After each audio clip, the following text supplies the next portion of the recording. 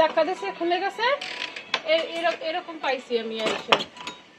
এটাই সবকিছু এলোমেলো, মাইয়া কান্দে, আমি কান্দি। পরবর্তীতে মেয়রের ফোন দিছি, মাইয়া বড় একটা কষ্ট দেখে তো নিজের এমনি কষ্ট পাল। তবে আমার এলাকায় নাম্বারই একটা গ্রুপ চোর, যারা আমরা কয়েকবার পুলিশে ধরিয়ে দিয়েছি, এবং তার বিরুদ্ধে মাদক সেবনকারী, মাদক বিক্রেতা, সে অত্যন্ত খারাপ। সে গত এই বাসায় কাজ চলে তো মিস্ত্রিরা, কালকে মিস্ত্রিরা আসে না, একটু ঝামেলা হওয়ার কারণে। এজন্য আমি আমার আইসের প্রায় 5:30 নাগাদ আমি দরজায় গেটে তালা দিয়ে আমি আবার বাসায় চলে যাই আর কি। সকাল 7:30 নাগাদ আসি, আইসা দেখি বাসায় এই পরিস্থিতি। কি পরিস্থিতি দেখছেন এসে? আইসা দেখছি এরকম, এই যে দরজা এখান থেকে, দরজা কি তালা মারা ছিল? হ্যাঁ দরজা এরকম তালা মারা ছিল।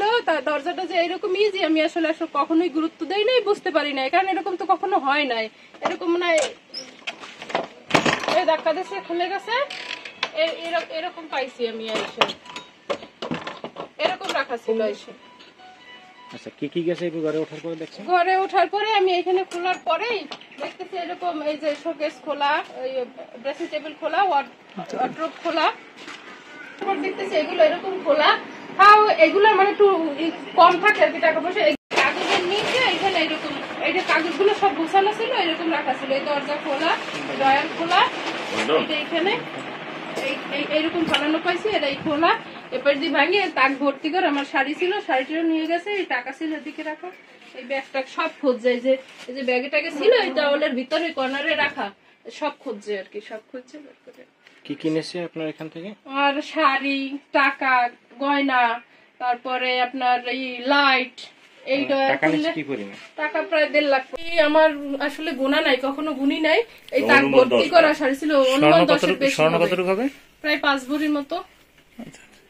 কি কি ছিল স্বর্ণের ভিতরে? স্বর্ণের ভিতরে ছেলে মেয়ের চেন, তারপর আমার আংটি, ওর আব্বুর আংটি, তারপরে আপনার কানের দুল, এরপরে ছিল আরো মেয়ের আরো কানের দুল ছিল, ছোট আরো কানের দুল, আমার বড় কানের দুল, গলারটা, এগুলো সব ছিল।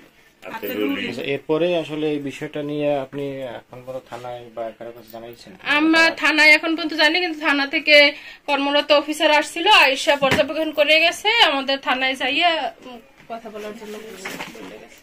এরকমই হবে, কারণ এর আগে তো আমিও তো বিগত 4 বছর খুলনায় থাকার পর পাথরঘাটায় আসছি 2023 সালের জানুয়ারি মাসে। আমিও তো এই তখনকার সময় বেশিরভাগ টাইমই আমি বাসায় থাকতাম না, আমার বাসায় লকই থাকতো।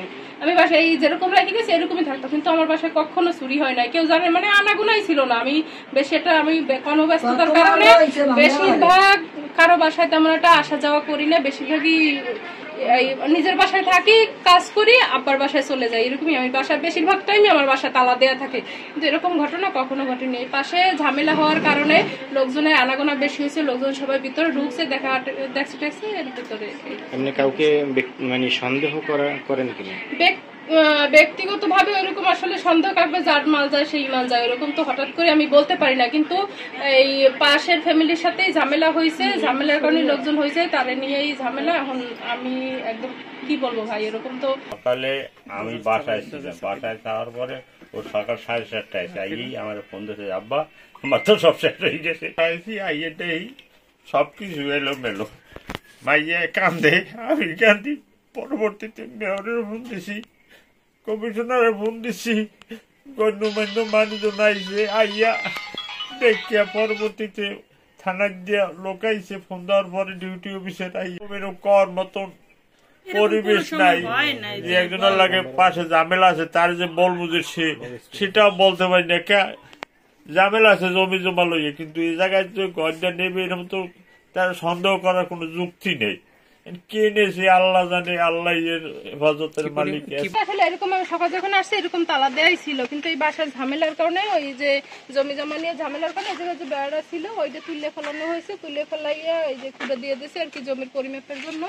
আমার যতদূর সন্দেহ যে এখান থেকে এখান থেকে করছে, কেন এতদিন আমার চুরি হয় না, এই ঝামেলা হইয়া এই বেড়া খোলাখুলিতে এই নিয়ে আমার চুরি দেওয়া হয়েছে আমার সন্দেহ। আর আমাদের যে চিপা চাপা এই যে খাম্বা আছে, এই পাশে খাম্বা আছে, এটা সরকার তরফ থেকে যদি আমাদের সিসি ক্যামেরা দেওয়া থাকতো, আমাদের আসলে চিপা চাপা এরকম মানুষের জন্য সিসি ক্যামেরা থাকলে আজ হয়তো আমার চুরিটা ধরা পড়তো, যে কে চুরি করছে কি হয়েছে।